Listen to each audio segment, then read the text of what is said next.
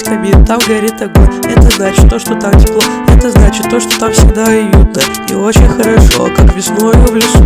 У меня дома есть камин, там горит огонь. Это значит то, что там тепло. Это значит то, что там всегда уютно и очень хорошо, как весною в лесу. Я пытаюсь петь, как ты пытаешься читать, но у тебя очень мало скилла и ничего не получается. Значит, его надо поднабраться. Я не знаю, что с этим делать. Может, надо чуть попрыгать. Я не знаю, почему трек камин называется. Наверное, потому что людям в голову всякая фигня сбредается. Я как он же буду, но трек записывать пока не буду. Ведь у меня больное горло. Наверное, там вчера кто-то что-то терло. Скорее всего, это была морковь. А ты любишь полную, значит, я что-то значу для тебя, раз ты слушаешь меня. Вот такие вот дела. Я надеюсь, вы не обиделись на меня, потому что я пою с автотюном и не знаю, что еще тут пририфмовать.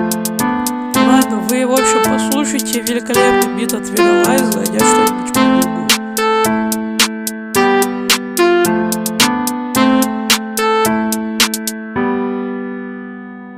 У меня дома есть камин, там горит огонь. Это значит то, что там тепло. Это значит то, что там всегда уютно и очень хорошо, как весною в лесу.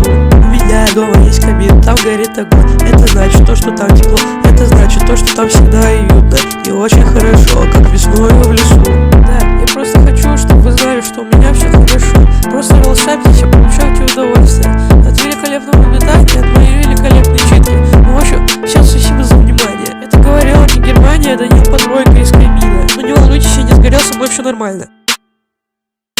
У меня дома есть камин, там горит огонь. Это значит то, что там тепло. Это значит то, что там всегда уютно и очень хорошо, как весною в лесу. У меня дома есть камин, там горит огонь. Это значит то, что там тепло. Это значит то, что там всегда уютно и очень хорошо, как весною в лесу.